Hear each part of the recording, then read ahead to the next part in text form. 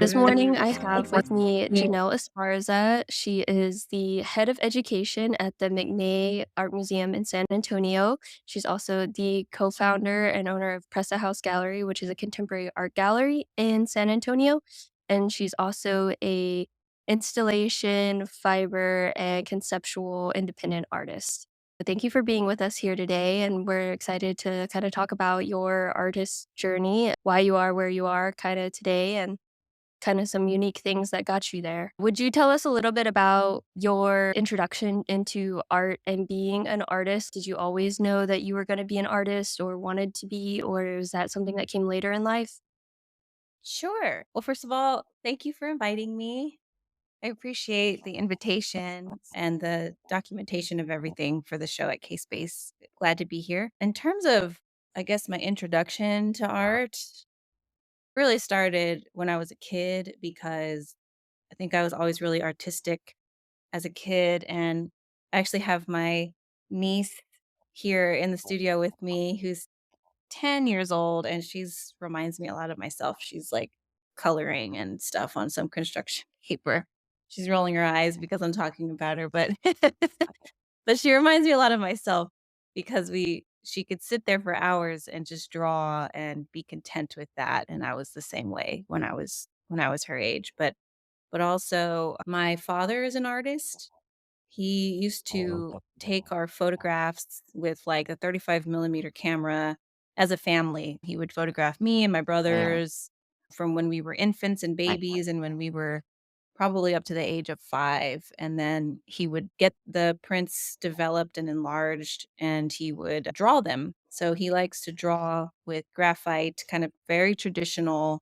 He had one of those drawing horses, like the little benches Mhm. that you'd stick the masonite on and draw, and so he took some art classes in high school, and he wanted to be I think he wanted to go into graphic design initially, but he never got to achieve that. But he liked to illustrate, he was a draftsman, and a lot of those skills really transferred into the career that he got kinda pushed into, which was AC work. So he has a company there in Corpus called Keep It Cool AC and Heating, and he's been doing that pretty much my entire life. But yeah, he was an artist, and I remember watching him draw. I even remember, like, oddly, like, you know how you have smell memories? He had this old green metal toolbox, and it had all of his drawing stuff in it. He had the kneaded erasers, and he had the little paper, I forget what they're called, but the little paper pencils that you can use to kind of spread the Oh, graphite yeah. around, you know what I'm talking about? And you could just, like, Mhm. tear those off. He had a bunch of just very traditional drawing materials in there, and I remember that first oddly, it smelled like oil, like the garage, it smelled like motor oil, but I do remember that distinctly. He's the one who taught me how to use a camera when I was in high school, how to use the 35 millimeter, so I would take the little rolls of film to get developed at the Eckerd or, like, the drugstore in Corpus, which doesn't even exist anymore. I think they're all just CVS's and Walgreens, but they used to have a photo department, and I remember the dwindling of photo developing places, and then there was, like, all the way down to, like, there was one Eckerd's, like, on Everhart or Saratoga or something that still had a photo lab to develop film, and I think that there might still be some that do. You I can think there's a few, like, photo shops around here in Corpus that do, but it's like a specialty kinda thing, Right, it's not so popular. exactly, you have to pay somebody, and it's like it's not the same where it was, like, $2 a roll or something. Right. It's like this regular thing. Um, but it was interesting. So I think I always had the practice and the introduction, and yeah, there were artists in my family a lot. There was my dad and his dad, my grandpa on the Esparza side did leather working. So I think it was just like a trait that him and his brothers did from Mexico where they would make leather belts, and he would make the cover to our checkbook was just like this massive, like, it looked like a Bible, like, it was thick, and it was beautiful. It had all the, like, beautiful, like, hand chiseled design work in it and stuff, but he had a little table in his kitchen where he had this lamp, like a long metal lamp, and he had all of his tools, and he had all of his, like, leather materials and all those treatment chemicals and everything there where he would do that. He did that for years. So there's all these, like, traits and craft, you know? Do you have your MFA and your BFA, correct? No, just my BFA. Where Yeah. did you get your BFA from? I got my BFA from UTSA in San Antonio. So I went to Del Mar in Corpus. I didn't go to college right away. I worked for a couple of years after high school and then started taking, like, basic classes at Del Mar, and then from there got accepted to UTSA and got my BFA in 2010. Do you feel like that gap between your high school experience and your college experience was very beneficial in your journey as an artist or figuring out what you wanted to do? I mean, in retrospect, yes, but I don't know that I would have said that back then. I think especially the kind of work I was doing because I had graduated a little bit early, and so I didn't have classes for, like, the majority of my senior year. I just started working. I think my first job was at Sonic because it was right up the street, so I was a car hop for several years. I did not wear roller skates.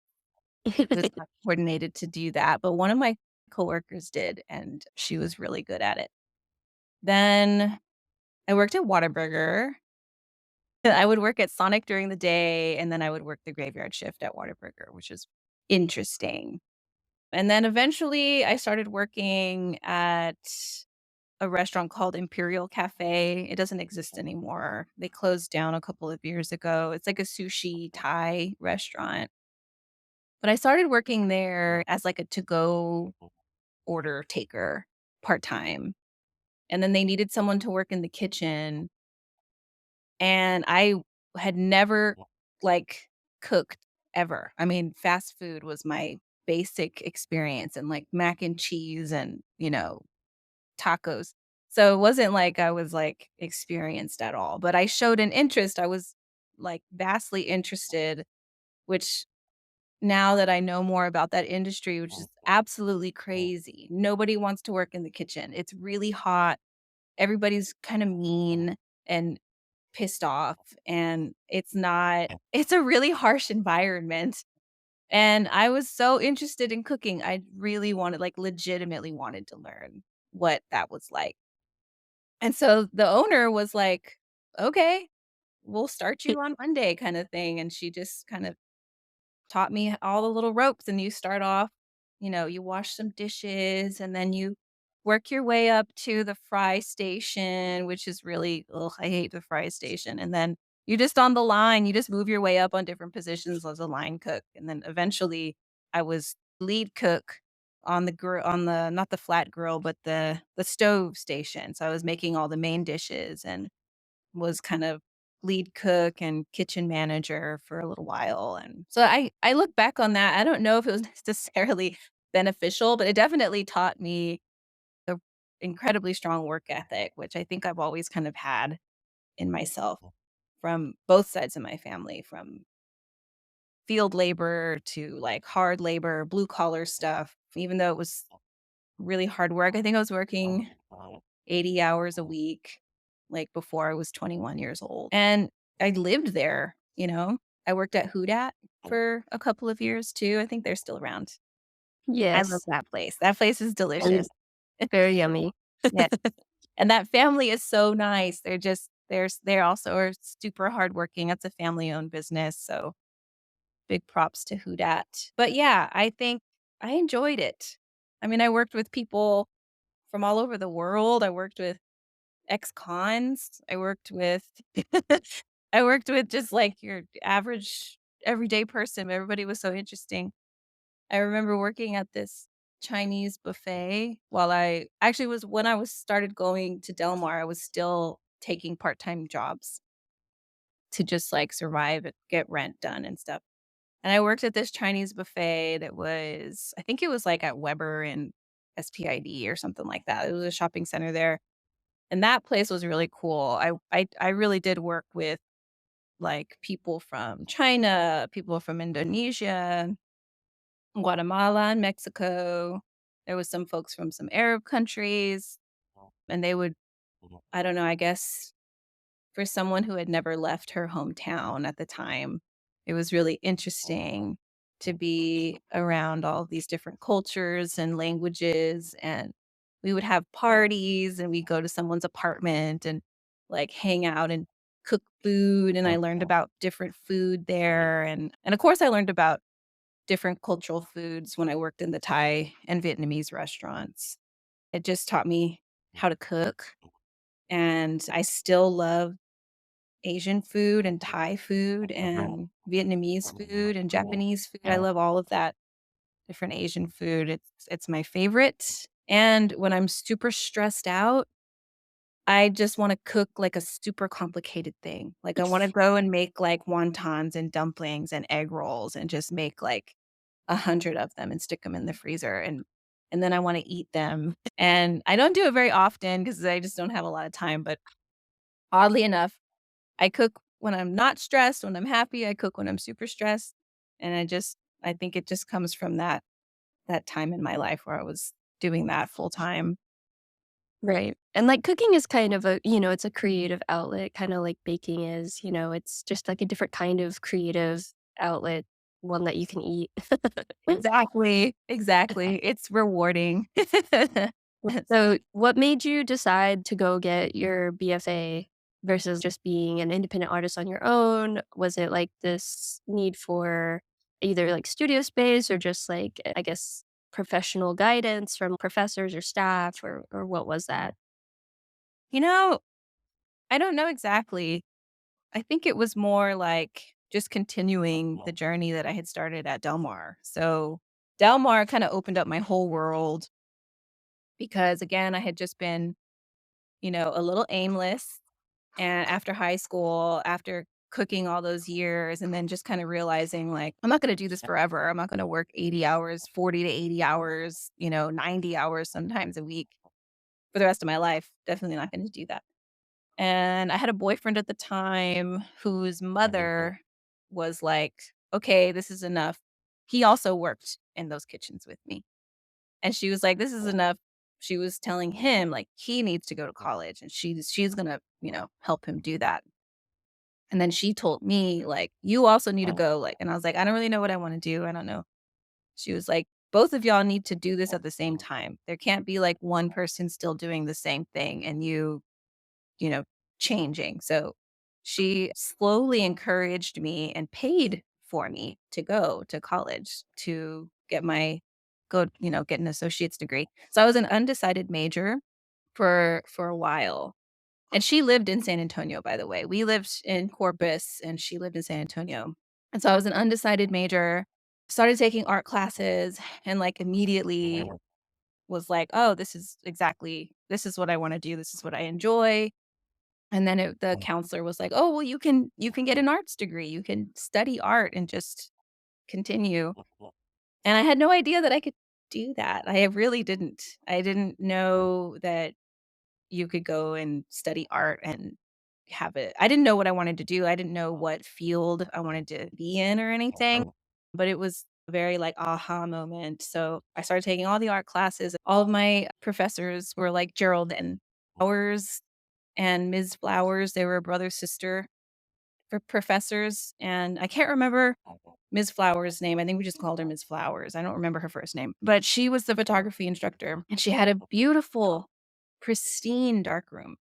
And I wonder if it might still be that way, but it was gorgeous, everything. All the sinks were, like, just beautiful it was, like, vintage green, like, sea moss green, everything matched, and it was so, like everything was clean, there was no scrapes or no stains or anything, and she had us, like, a militant routine of, like, every class period where we were working in the darkroom and we were finished, at the very end, we had to make time to, like, clean the sinks, and then at the end of the semester, We had a full cleaning day. It reminded me of cooking in the kitchens where, like, every, couple of months, we'd have to come in on a Sunday and, like, clean the grease off of the vents and pull the stoves back and clean up the whole kitchen, and it was kinda like that, like, we were cleaning light fixtures and waxing the sinks, and I was like, "This is how she keeps this place super tight." But I was super enamored with photography, and it reminded me of the 35 millimeter that my dad taught me how to use, and I just enjoyed image making and the black and white process, enlarging black and white photos and just being real artsy for the first time instead of just being like shooting pictures of my friends or like cool little things and being, real, I don't know, amateur about it. Then it started to be a little more artistic because I started learning art history and learning about all of that. And so that was a whole journey. It totally changed my perspective on the world and art and what art was and what it could be and the potential just kind of opened up. And then I eventually just wanted to continue that. So once we finished up at Del Mar, it was like, well, what's he going to do next? Well, let's try moving on to the next thing. Let's continue. I'm not done yet. Yeah, and we ended up moving to San Antonio, which we had been coming here periodically because his mother lived here. So we kinda knew like, "Oh, we'll probably end up in San Antonio. It's probably gonna happen." And it did. She took us in, we stayed at her house while I went to UTSA. I continued with the photography degree, and it was Larry Leisner and Libby Rowe had just started. She had just been hired in the photography department. Now she's like the chair of the department and she got tenure, and so Libby's a good friend, and yeah, she's awesome. And now one of my interns at the McNay is one of her students, one of her undergrad students.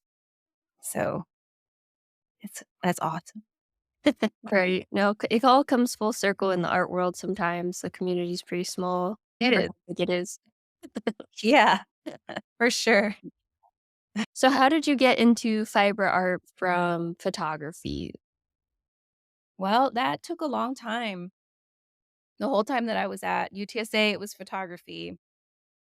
And then I graduated in 2010 and had been doing, I think my thesis show was light boxes.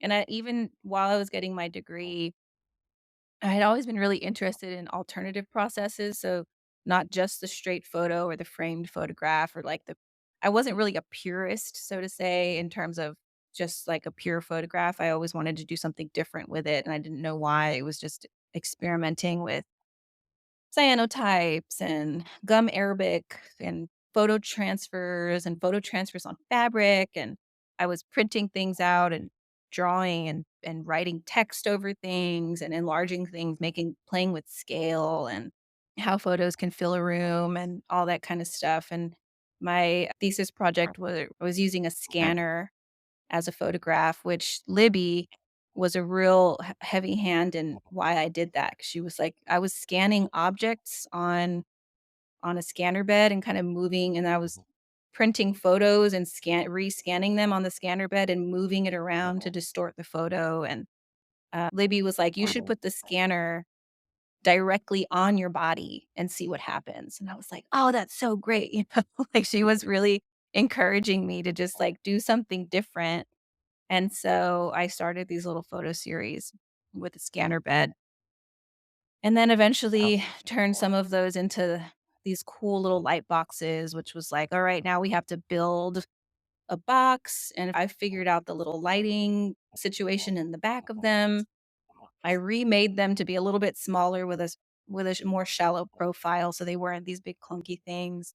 And then I had them engineered in the back where I could either use a DC power outlet or I could use a battery power to power them. And it was like my little electrical engineering experiment in the back with LEDs. I still have yeah, I still have like 2 of those. I'm like looking at them up in my storage, like they're still sitting there. And I showed those around. I still experimented with those after college. And then in 2015, some years later, I applied for a grant from I applied for several little grants through that cafe.org and would never really get anything. At the time, I had short photo series, and on the side, I was experimenting with embroidery and sewing because my grandmother on my mother's side, she was super influential in all of the fiber work. When I was 8, she taught me how to embroider just as a pastime, and she always was like, "Oh, you have such a great steady hand." She was so encouraging. I think it was just, like, nice for her. She was really crafty. She grew up in the Depression, so she would use all these scraps of fabric and materials and just turn them into, like, home decor type stuff. She could mend anything. She was a quilter. She would make clothes and all that kinda stuff as with my mom and all her siblings growing up. So she kinda got me into that needlework, like, I knew how to do that my whole life. I could mend stuff, I could sew buttons, I could use a sewing machine. In high school, I used to go buy, like, thrift store T-shirts and thrift clothes for a couple of dollars, and then I would alter them with my I had an antique sewing machine that my mom bought me from an antique shop. One of those ones that, like, opens up into a table and pull the machine out of it and stuff. And so I would alter clothes, and I wasn't, like, amazing at it. It was very DIY and just experimental, but, it just was something that I did. I used to try to alter all of my clothes in high school, just be very unique or whatever, or add embellishments to stuff. I was really into that. So, fiber wasn't, like, completely just out of the blue. It had a history in my childhood and in my adolescence and stuff. But between graduating with the BFA and applying for the NALAC grant in 2015, um, I had been doing a lot of research on family history for a couple of years. Like, I started getting into the history of cotton with my family. I had always known that my grandparents picked cotton.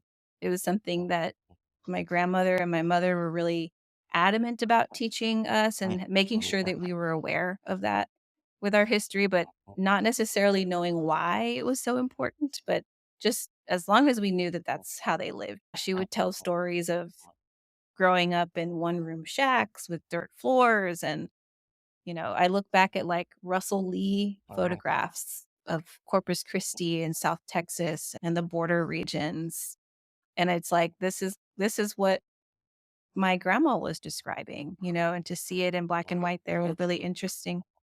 So I started doing research and just interviewing my grandma. I went to the library and did some ancestry research where I asked them, like, "How do I get started?" At the Central Library in San Antonio, there's a Texana collection, and they have a free ancestry.com account, so you can look up your family records. At the time, they were only open, like, Tuesdays and Thursday nights or 3 nights a week or something, and the only night I could go that I didn't work was Thursday night.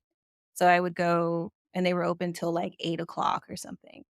So I would spend, like, 2 hours there. They were the ones who kind of showed me how ancestry starts, and they gave me this worksheet where it was sort of like a family tree that you filled in, and you interviewed your family, and that's how you filled in as many names as you could, and then you transferred that to the ancestry where you type in names, and you just kinda go from there. So I found, like, census records and found out that there was several generations, 3 or 4 generations of cotton pickers in South Texas in my family.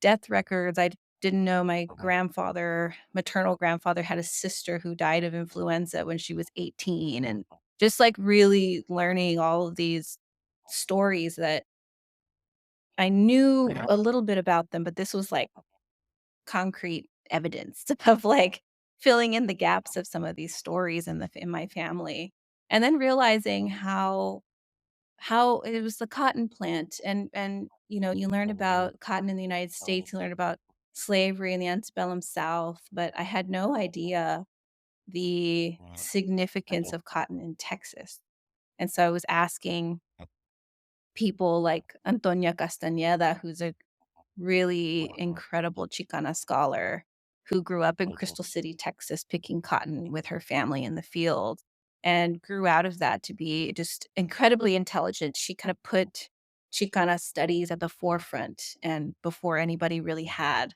And she's part of an amazing group of Chicano scholars like Tomás Ibarra Frausto and her husband Arturo Madrid. So I got to ask her. She's the one who showed me Russell Lee.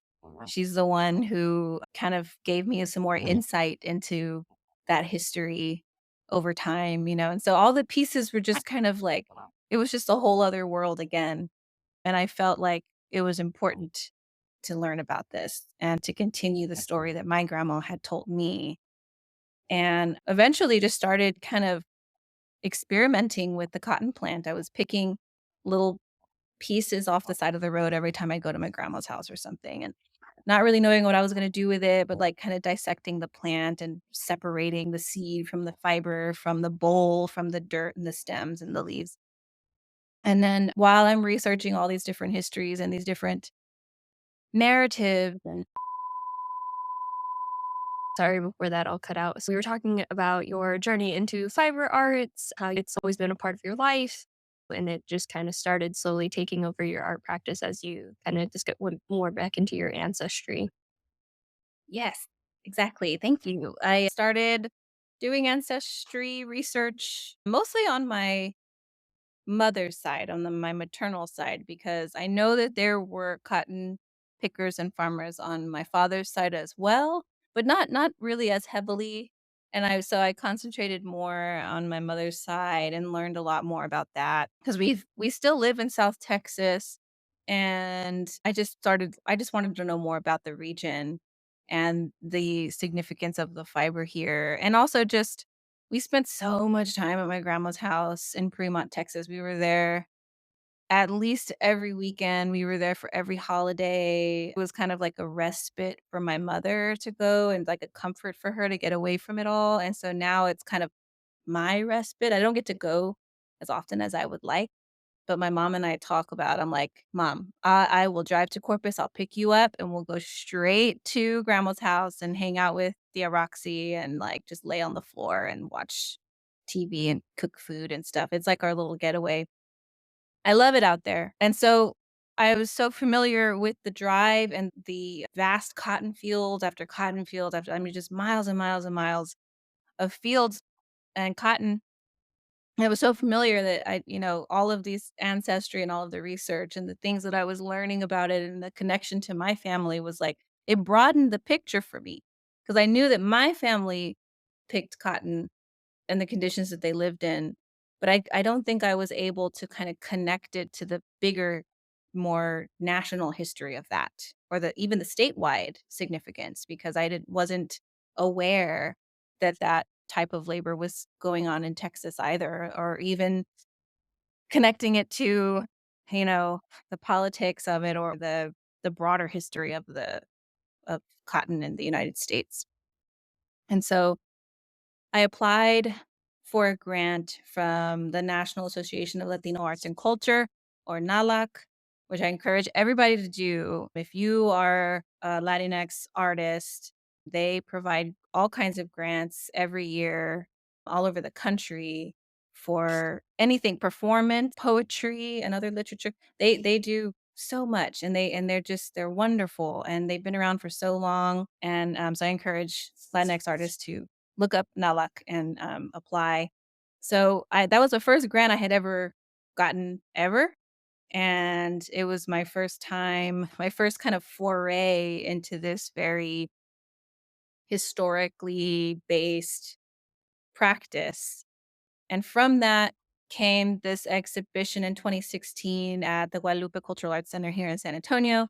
They had a big mural of a full blown of a cotton field in full bloom. It was 10 by 25-foot mural. And I started bronze casting.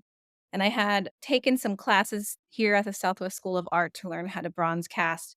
And then I continued to take the same class so that I could use the studio.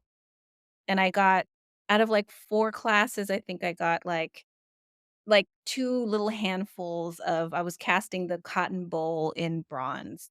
It was so, like, labor intensive, it took so long to get just that small amount of bronze cast, it was months and months, almost a year. I was like, "Wow." but it was worth it. That exhibition was my first foray. This isn't fiber yet, but it was very experimental, and the work became very conceptual because the materials that I was using were part of the story. So casting the cotton bowl in bronze was like a commemoration of the history, almost like casting, baby shoes in bronze or something like that. So it was kind of this tie-in to old practices and then doing something that was completely out of my wheelhouse and trying to gain access to it. And so the NALAT grant made all of that possible. And so I had this big exhibition, and it was really me coming into this installation work that I do now. A couple years later, I applied for it and received the Art Pace residency in the summer of 2018. The curator was Dr. Jeffreen Hayes, and I really didn't have a whole lot on my resume at that time, except the NALA grant and the show with Guadalupe, and a lot of like little experimental projects and pieces. And it was time for me. And, I always tell Jeffreen how grateful I am that she chose me for that opportunity because she kind of saw a lot of potential in my practice and in me that I don't know that a lot of people did at the time, and I was really grateful for that. And she really asked me a lot of really wonderful questions about my interests and the other artists that I looked up to, like Maria Magdalena Campos Pons and Whitfield Lavelle. And she knew those 2 artists very well and worked with them and worked with Magda regularly. And because of that, she put these connections together that I don't even know that I necessarily saw at the time. And she granted me this wonderful opportunity to get that art pace residency, and that was kind of pivotal for me. And that's where I started fiber. So I had done bronze casting and was like, "Okay, that was cool for that project, but I'm not gonna, like, go into bronze casting now." Like, that was just for that project, and it made sense for that project. For art pace, I wanted to concentrate on the bodily experience of that type of hard labor, the generational experience of that kind of hard labor. So I wanted to use my own body to create the work somehow, and weaving just made the most sense because I could use the cotton fiber, I could use my body and see what happens. So I knew a year out that I had got the residency. So I immediately started to conceptualize what I was going to do. I took a beginner weaving class at the Southwest School of Art. I was back at the Southwest School learning something different. Took a beginner weaving class with Nancy, and it was great. I loved it. We learned on these they're called pup looms, and we learned on these really small scale floor looms, just the basics of how to wind a warp, how to dress the loom, and a variety of different samples of different weaving textures and patterns. And then from the beginning, we had to say like, "Well, why do you wanna take this class?" It was like the introductory day. And I was like, "Well, I got this residency and I wanna weave for the residency, so I need to learn how to weave." And so, I think because they knew that from the get-go, towards the end of class, they were like, "We're getting rid of a loom." They have, like, over 70 and 80 looms, which I think is, like, the most looms in a program in the country or something like that. It's really, like, impressive statistic about their how many looms they have, and they have they have tapestry looms, they have all kinds of looms, and so they had this 36-inch Leclerc jack loom that they were getting rid of, and they sold it to me for, like, $100, and I was like, "Amazing," and I still have it, it's here. It's right there. And I love it. It's got all these, like, little quirks. It's not quite doesn't work like super I mean, it's got little repairs that I'm always making on it, but I love it. I should probably have it, like, professionally touched up someday, but I need to stop working long enough for them to be able to do that. So I got the loom. I took it home. It was gigantic. I had a second-story apartment that I had to get this large, heavy piece of furniture in. And I was just so nervous about, like, venturing off on my own with this new practice, and I remember calling professors there and just being like, "What am I doing wrong? This is not turning out the way that it did in class." And they were so gracious to, like, give me advice and really help me through it, and by the time I got to art pace, I brought the loom in, and I had a huge, huge studio space, and I was frantically trying to sketch out in my sketchbook how I was gonna fill that space with fiber. And I also had consulted before all of this classes and stuff, I consulted with a local weaver, an artist named Dorte Weber. And she was so kind. She'd never met me ever in her life, and I was just this rando person emailing her. There was someone at Art Pace who was like, "You should talk to Dorte and ask her about weaving because she's like comes from a long generation of weavers in Germany." And she's so sweet. She invited me to her house, she showed me all of her looms, she showed me all of her work, and I told her, like, Am I being too ambitious to try to do this process for this huge project, or should I just, like, not do it?" And she was like, "Oh, no, you can totally do it." And I told her my project at the time was, like, massive, I wanted to make this huge thing because the space was so big, and she was like, Maybe tone it down or, like, stick to plain weave, like, you can do it. You can totally do it, but, like, don't do a complicated pattern. Do, like, plain weave the whole way and just stitch it together.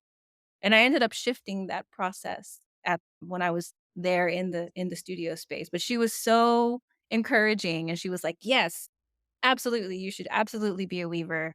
Like, I'm so happy, you should totally do it." So I had all these people kind of, like, egging me on, and so I was like, "Alright, I'm gonna" they didn't, like, tell me, like, "Oh, that's impossible," "No, that's probably not a good idea." They were like, "Yeah, do whatever you want. Just do whatever you want." And so that was my foray into weaving, and I figured out these little patterns. I ended up making a ton of different tapestries, but I stuck to 5 that are on view at our pace right now. They were really, really big.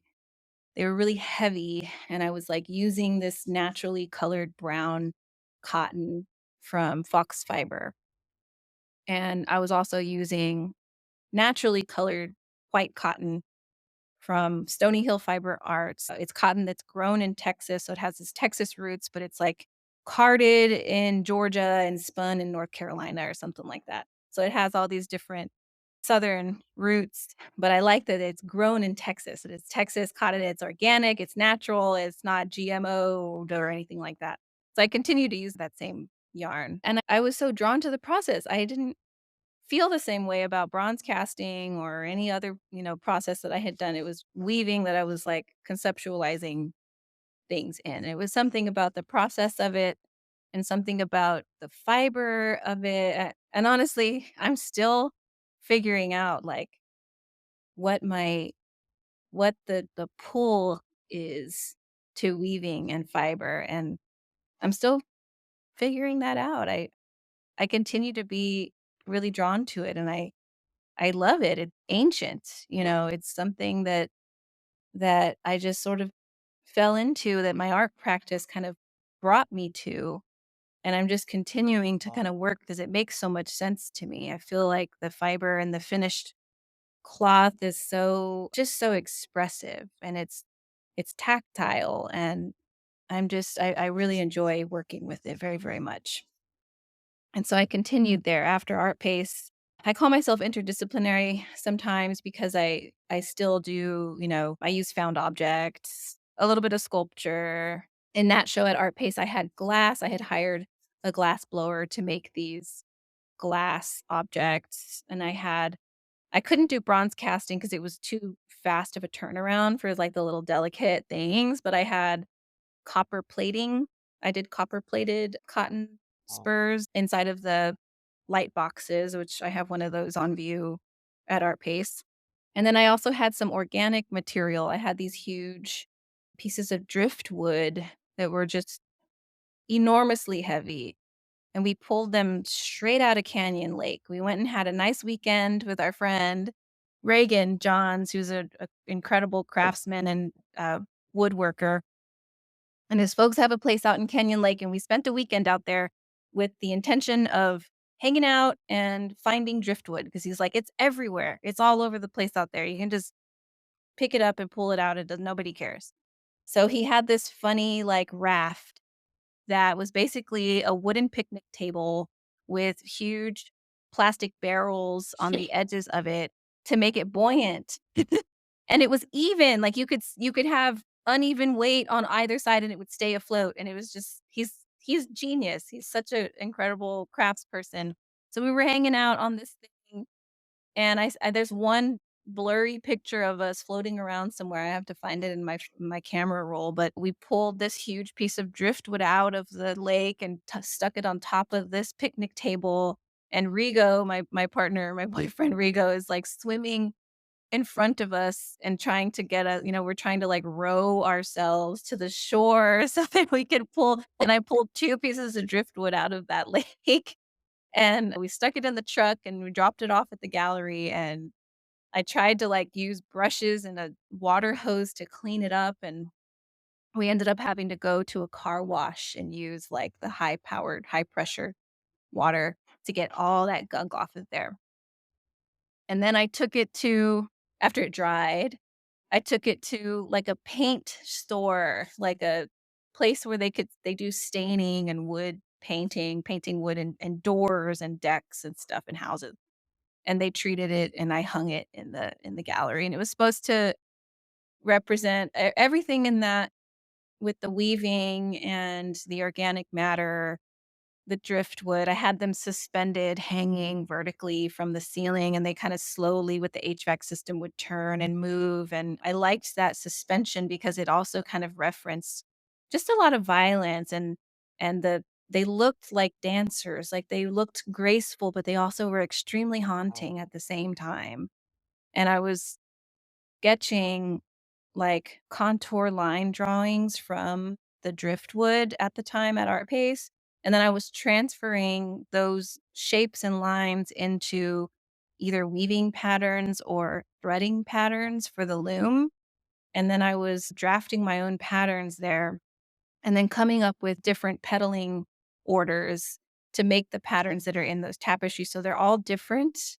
Some of them were really ornate, and they were just I was just experimenting with that, and I really like how it came out. And so, again, it was just this really wonderful chance to, like, explore weaving and tapestry and convey lived experiences and bodily experiences, and I still work in that realm. Thank you for sharing that. Are there other residencies that you have participated in?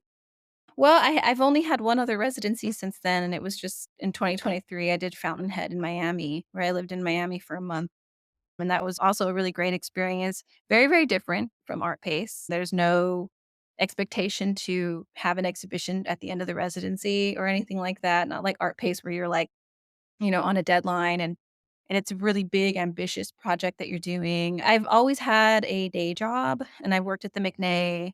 I worked at the McNay when I got Art Pace. I had just been there maybe under a year when I found out that I received it, so they worked with me to take the time off of work, go to do the residency, and then still have a job when I got out. And so the McNay's always been extremely supportive, but it's also really difficult. There's lots of residencies that I'd love to do, but I'm like, "Oh, yeah, that I can't ask." That's a little too much to ask to, like, a lot of them are like the Kohler Fountain residency is something I've always wanted to do, but it's like 3 months of living in another place, and it's an intensive experience, but it's something that maybe one day I'll be able to do. Yeah. What about grants? So, like, getting into residencies and grants, I know is a lot of writing that I think a lot of artists don't really realize that one are opportunities available to them and also like the skills required to get those opportunities.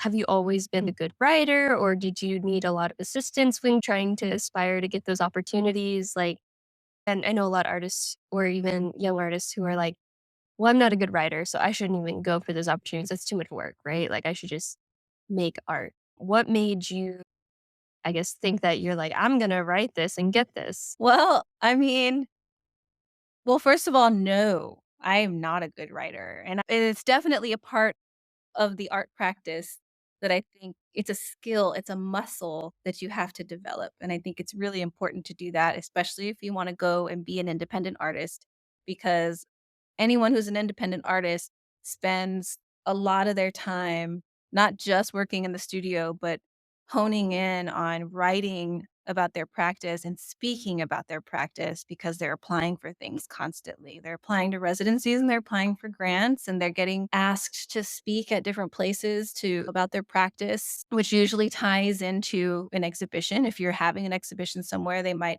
ask you like, do you want to do an educational component to your show, or do you want to come back and facilitate a program or do a speaking engagement or a lecture? And so part of the practice is like figuring out why you're doing something and being able to articulate that is super important. And then to put that articulation on paper or on a Word document is important. And it's something that in school they taught us how to write artist statements, and you just develop your artist statement over time. I think it's important to continuously update it. I know I do that every time I figure out, or sometimes someone else will write something about my work that I'm like, "Oh, that's perfect. That's so spot on." My partner Rigo is a much better writer than I am, and he has helped me tremendously with helping me write and helping me articulate. So, lots of times I remember writing an artist statement. It might have been for Nalak, it might have been I don't remember what it was for, but I remember I had to write, like, a new artist statement because my practice was different. So, I was like, "This has to be accurate." So, I spent so much time, like, just mulling over every word and trying to make it short and not too long-winded. Which I like, obviously, I'm very long-winded, but when I'm writing, you have to make it very concise and clear, and I remember, like, dictating it to him, and I was like, "Okay, here's what I have so far," and then I'm like, "Oh, no, no, no, let me go back and change it," and then I probably annoyed the crap out of him, but he was so helpful, he listened every single time. He helped me kinda develop some of the language for what I was doing, and he'd be like, "Well, I don't know, that doesn't make too much sense because of blah, blah, blah, blah, so maybe you should say something more like this," and we went back and forth on it, and it was a really good practice. So, no, I was not like, "Oh, I'm just a great writer. I'm" it's very easy. It was very hard. It was very hard because I 'cause I'm a visual person, I don't looking at something says something to me and speaks words to me, but not literal words.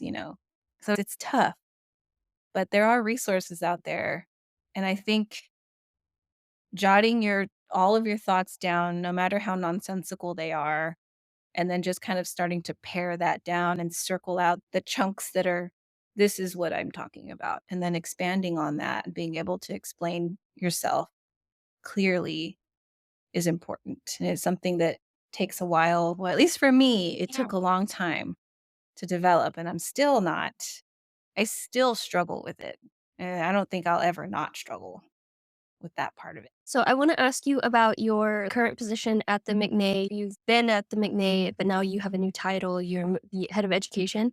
Have you always either wanted or depended on like a day job, like you said, or is your final aspiration to be kind of like a full-time artist, maker, creative, and not kind of have that art administrative aspect, or is that something you really enjoy that kind of helps inform your creative practice, or just something that you find fulfilling along with being a creative? Yeah, I mean, I've always relied on having a day job. I always have, even in college. I've never not worked. And I've also never not I've always had multiple jobs, not just one. And whether that was like studio work and having a day job the way I have now, or in college where I was like student work program classes plus like a little part-time job on the side or something. Always just been That's just been my life forever now.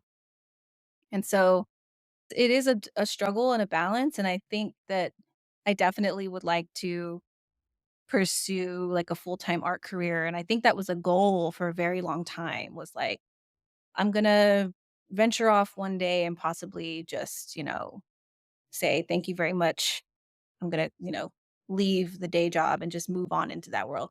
It's always been very terrifying to do that because I just haven't it's just scary, and I have lots of friends who do it, and they're like, "It is scary, but, you just figure it out," and I know that I have the work ethic to be able to do it. I don't think I couldn't do it. But I also just thought, like, maybe it's just not time. I like the support of my job at the McNay, and I really do enjoy working in arts education, and I never expected to be in the position that I am now in a leadership role. That wasn't ever my goal to do that necessarily, but oddly enough, I think I really enjoy it. And it's something that surprised me. And every time that happens, it's always been a good thing. And something that happens to me that I didn't expect to enjoy, or something unexpected happened and then I end up in a new place in my life, it's always been a very positive thing. So that's kind of where I am at the McNay. And I liked my job as an educator of family experiences. I did that for the majority of my time there. And then the promotion into the leadership role and being the head of the department is a whole new bag of experiences. And I'm really enjoying it. And so I'm just, again, continuing to balance the two things and just seeing what happens there. Because I like being supported by the place that I work at and having an impact in that way, is the things that we do as a museum, and the programs that when the experiences that we create, and the interns that come in and out of the department, and learning about their journey and being a part of all these people's journeys is something that is very rewarding. And being able to work with other artists with their ideas for programming, and being able to support that and support artists in that way is rewarding. And I really enjoy that work very, very much. And so I just like giving back. I feel like it is giving back to a much larger community, and that's why I do it. And that's what keeps me getting to work every day is like, great, I get to work with these incredible artists. I get to work with this incredible team and have an impact in this way. But I can still practice. I can still come back to my studio. I can still exhibit. It's both. And I was like, I can have both. I shouldn't have to choose. Right. Yeah, for Yeah. sure. Yeah. Do you ever think about going and getting your MFA, or do you ever feel external pressures to get your MFA? I think it for some years, many years ago, I think I did feel some pressure, like maybe I should go back and, pursue that degree. But I think it's mostly if you want to teach, which I have lots of friends who got an MFA who are now teaching in other universities. And it's a great way to continue your practice because that type of job, like a professor job, allows you to take a semester off to go do a residency and then also continue to practice. It's encouraged, and it's part of your contract is to continually work. And so I totally recommend that for anybody, pursuing that who wants to go to an MFA. It's also very expensive. Yeah, but I mean, we're all in debt in some kind of one way or another. So it's a choice that you have to make. But I don't know that I feel so much pressure now to go get an MFA.